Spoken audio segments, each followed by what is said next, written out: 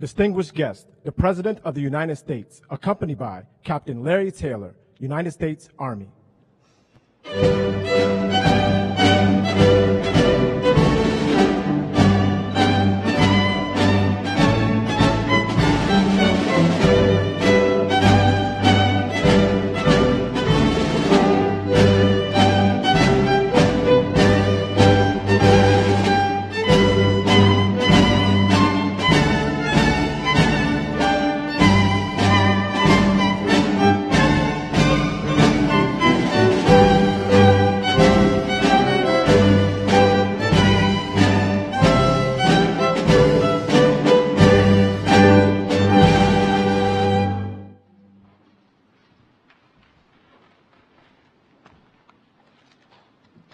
Ladies and gentlemen, please bow with me as we ask God's blessings on this very special occasion.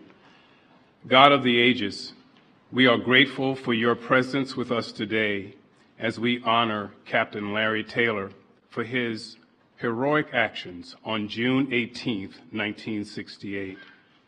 For nearly 2.5 centuries, Lord, you have blessed our nation with dedicated and selfless soldiers who have stood ready to defend our freedoms and our way of life. Captain Taylor represents the best of the best among those legions. As we recognize him for his courageous actions in Vietnam in June of 1968, we honor the sacred calling and sense of higher purpose that he and his crew embodied that day. For the sake of those they rescued from distress. Thank you for the shining example of valor and selfless service Captain Taylor displayed. As the Medal of Honor is placed around his neck, may your grace and peace rest upon him in a new way, and on his family, his friends, all who also assembled here today to acknowledge an extraordinary act of service to the nation and his comrades in arms. May Captain Taylor's bravery rekindle in all of us a spirit of sacrifice and steadfastness of purpose. And may this occasion renew our shared commitment to serve and support one another, no matter how challenging the circumstances. We pray all these blessings in your holy name. Amen.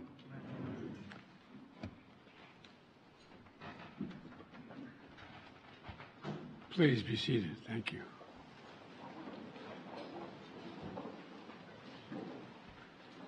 What a distinguished group of Americans, former Medal of Honor winners, thank you for being here. Folks, in a few days, young women and men from across the country are going to arrive at Fort Moore, Georgia to attend Ranger School, one of the toughest military courses in the world. For nearly 20 hours every day, they'll run, march, swim, and climb some of the most challenging obstacles under the most grueling of conditions. But most importantly, they'll learn how to lead, studying the stories of our greatest nation's warriors. They include the story of a pilot who 55 years ago risked his own life to save a group of young soldiers like them. The pilot we honor today, Captain Larry Taylor. The Medal of Honor is our nation's oldest and highest recognition of valor. Now, when I called Larry to let him know he finally was receiving this recognition, his response was, "I thought you had to do something to receive the Medal of Honor." Let me say that again. He said, "I thought you had to do something to receive the Medal of Honor." Well, Larry, you sure in hell did something, man. If you ask anyone here, I'm pretty sure they'd say you did something extraordinary. That includes our Secretary of the Defense, Secretary Austin, Secretary McDonough, the Secretary of the Army, Warmoth, Chairman Milley, and Senator Senator Blackburn, and also Senator Hagerty, who all joined us today.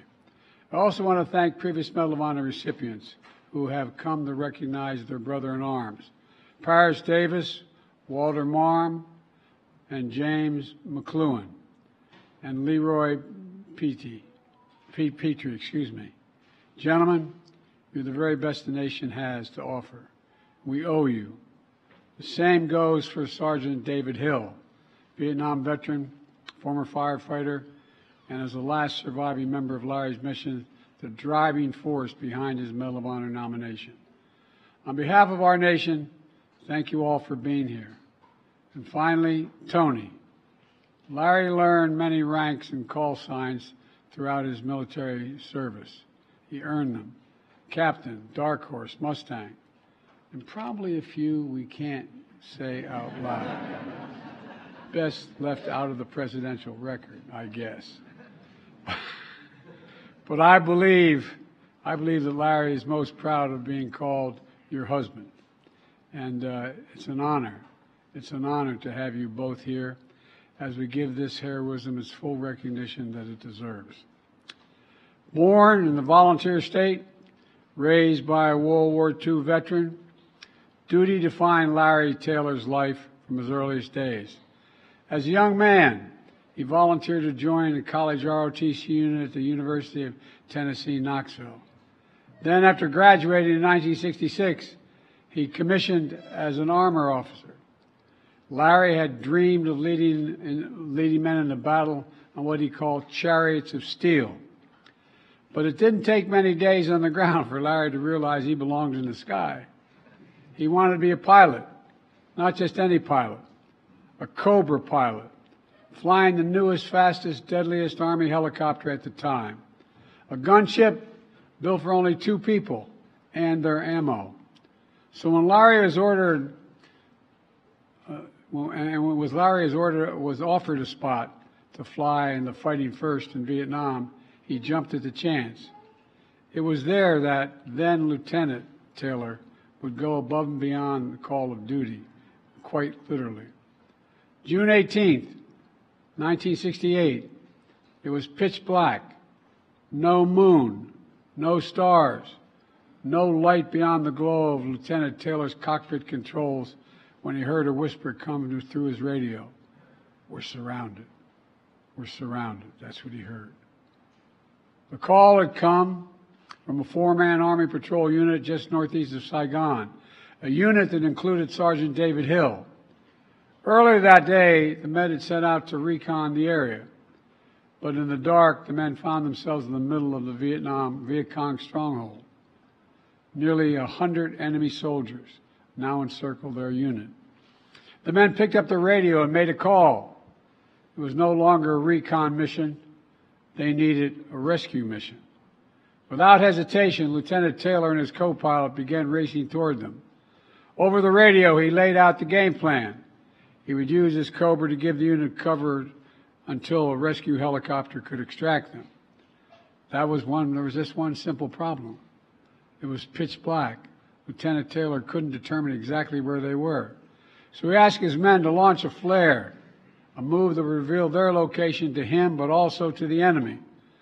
Lieutenant Taylor knew the risk, but he was ready.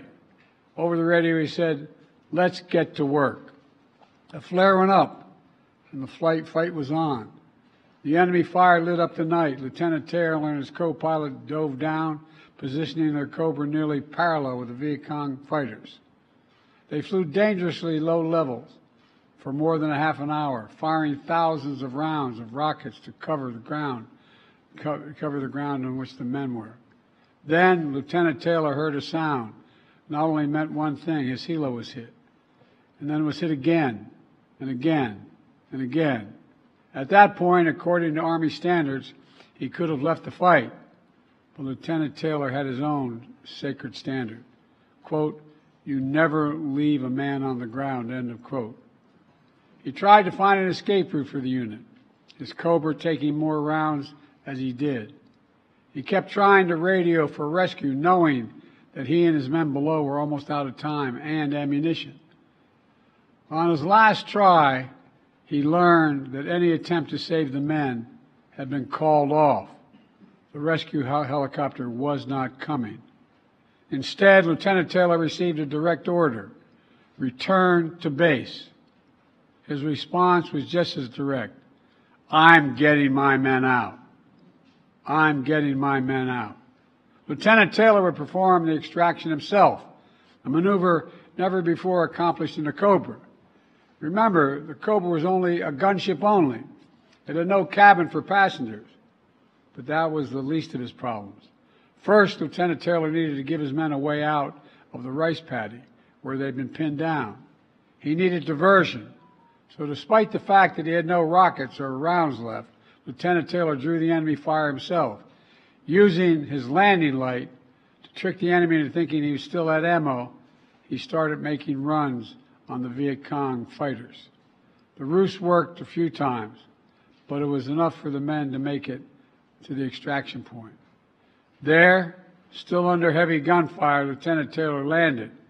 The men mounted the exterior of his helo, clinging to the skids, climbing on the rocket pods.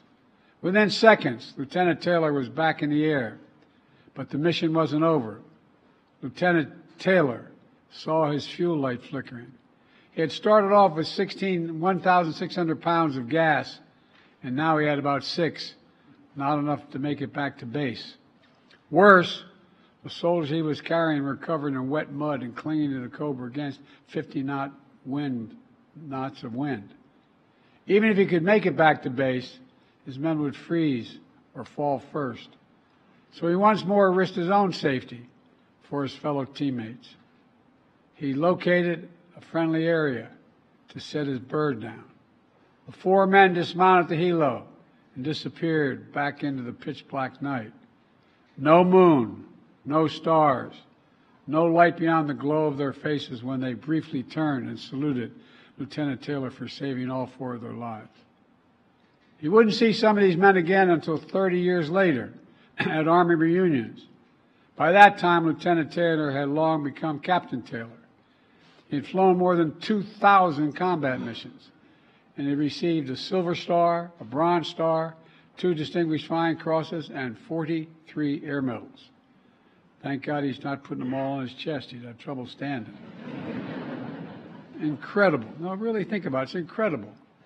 But the greatest honor of all, families showed up at these reunions too. They'd look for Larry. They'd hug him. They'd say, "You don't know me, but you saved my daddy's life." In a few days, young soldiers about the same age as Larry was during the dark night in Vietnam, they'll arrive at Ranger School. Like all of us today, they're inspired by his story, and they will be. But how? By how he refused to give up, refused to leave a fellow American behind, refused to put his own life above the lives of others in need. When duty called, Larry did everything to answer. And because of that, he rewrote the fate of 4 families for generations to come. That's valor. That's valor. That's our nation at its very best. And that's why it's now my great honor to ask Lieutenant Colonel Ann Hughes to read your Medal of Honor citation. May God bless you all, and may God protect our troops.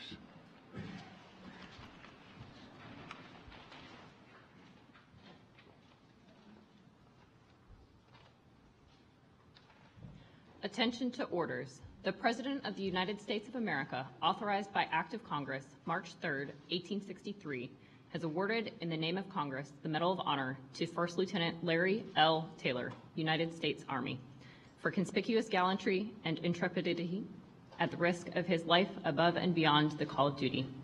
First Lieutenant Larry L. Taylor distinguished himself by acts of gallantry and intrepidity above and beyond the call of duty while serving with Troop Delta, 1st Squadron, 4th Cavalry, 1st Infantry Division on June 18, 1968, near the village of Ap Go Cong, Republic of Vietnam.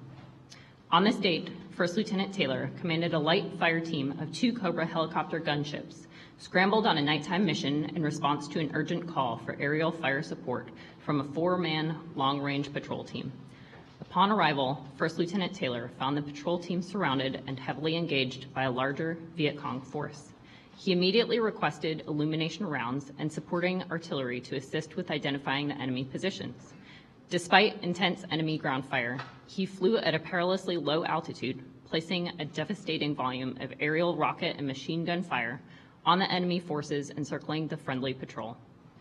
For over approximately 45 minutes, First Lieutenant Taylor and his wingmen continued to make low-level, danger-close attack runs on the surrounding enemy positions. When enemy fire increased from the village of Ap Go Kong, he requested artillery rounds with lower illumination altitudes be fired on that portion of the village so that the burning rounds ignited the enemy positions. With both Cobra gunships nearly out of ammunition and the enemy still closing in on the patrol team, First Lieutenant Taylor flew the patrol team's potential ground evacuation route, finding it unviable based on the heavy enemy ground fire encountered.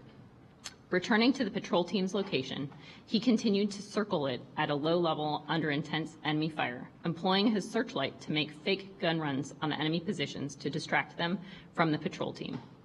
Running low on fuel and with the patrol team nearly out of ammunition, First Lieutenant Taylor decided to extract the team with his two-man Cobra helicopter gunship, a feat never before accomplished. He directed his wingman to fire their remaining minigun rounds on the patrol team's east flank. First Lieutenant Taylor then fired his own last minigun rounds on the enemy positions, opening an avenue of movement to the east for the patrol team. He directed the patrol team to move 100 yards towards the extraction point, where First Lieutenant Taylor, still under enemy fire, landed his helicopter and instructed the patrol team to climb aboard anywhere they could. With the four-man long-range patrol team seated on rocket pods and skids, he evacuated them to the nearest friendly location, undoubtedly saving their lives. First Lieutenant Taylor's conspicuous gallantry, his profound concern for his fellow soldiers, and his intrepidity at the risk of his life above and beyond the call of duty are in keeping with the highest traditions of military service and reflect great credit upon himself, his unit, and the United States Army.